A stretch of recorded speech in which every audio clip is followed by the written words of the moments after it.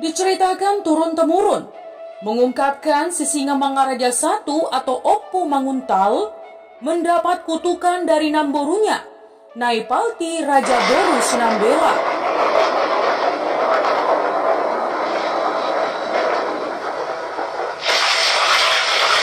Sehingga dia sampai Sisingamangaraja IX tidak memperoleh keturunan perempuan seorang pun.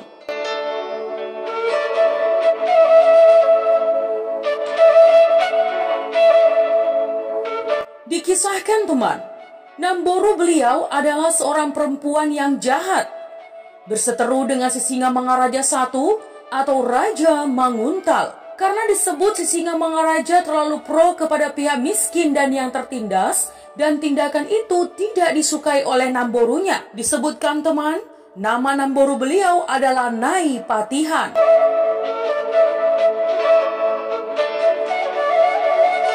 Iya teman, Namboru Sisingamangaraja I bernama Naipatihan Boru Sinambela. Dikisahkan menikah dengan Oppu Palti Raja I, anak sulung Oppu Raja Pande Sinaga atau cucu sulung dari Sinaga. Dalam intrik masa lalu yang tidak begitu jelas, disebut terjadi perseteruan antara Sisingamangaraja I dengan amang borunya Oppu Palti Raja I. Disebut dalam kisah itu, kelompok Sumba ingin melebarkan tanah kekuasaannya hingga ke tanah Lontung atau di Samosir Selatan kini.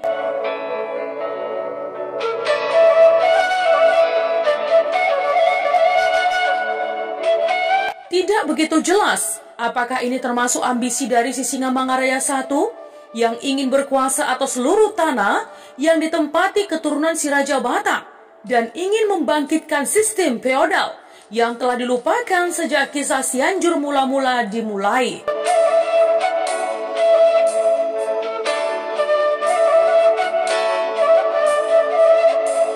Penyerangan dengan kavaleri gajah atau sebagian menyebut satu ekor gajah putih, hadiah dari Raja Uti dari Aceh, dilakukan terhadap tanah Lontung. Sebenarnya, awalnya pihak marga Lontung sudah meminta bantuan amang borunya, marga Sihombing Silaban dari Dolok Sanggut, untuk mempertahankan luat atau tanah Lontung sekarang masuk wilayah Samosir Selatan. Amang boru Sihombing Silaban ini membuat perkampungan atau kubu di Silaban Simbolon Samosir Utara sekarang. Akhirnya, anak boru dari Silaban bernama Piso Somalim Dolo Saribu pun tewas dalam peperangan yang tidak terhindarkan itu teman.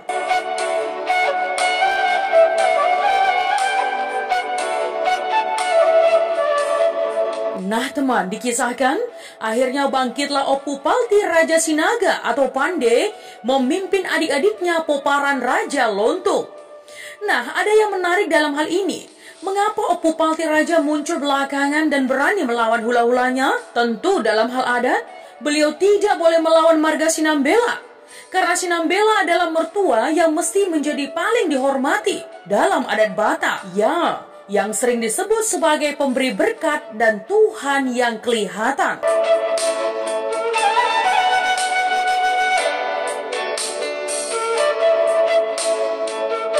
Tapi adakah beliau awalnya diam karena hal itu?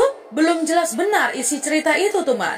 Tetapi dikisahkan, bangkitlah Oppu Palti Raja melawan hula-hulanya. Bisa jadi karena tewasnya istrinya Naipatihan Boru Sinambela, yang selanjutnya dikenal sebagai Naipalti Raja. Tidak ada alasan lain tewasnya Naipalti Raja, kecuali turut mempertahankan tanah Lontung demi anak cucunya, melawan paramannya, atau anak dari saudara lelakinya sendiri. Dan lebih lanjut dikatakan, Naipatihan sebagai orang jahat seperti tulisan dari awal menjadi tidak relevan lagi. Karena Naipatihan tewas untuk membela anak-anaknya, untuk mempertahankan kemerdekaan di atas tanah yang mereka tempati. Adakah kutuk dari orang jahat culas berlaku? Atau kutuk itu sebenarnya tidak ada?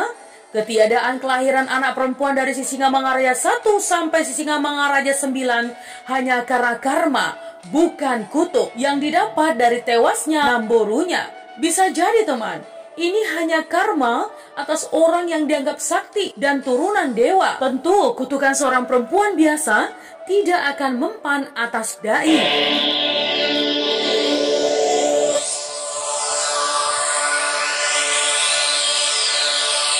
Dan kutukan dari Nai Palti Raja itu sepertinya memang tidak ada. Ya, dikuatkan dengan penghormatan yang diberikan oleh si Singa Mangaraja 10 dengan memberi borunya nama yang sama dengan nama Namborunya, Nai Patihan.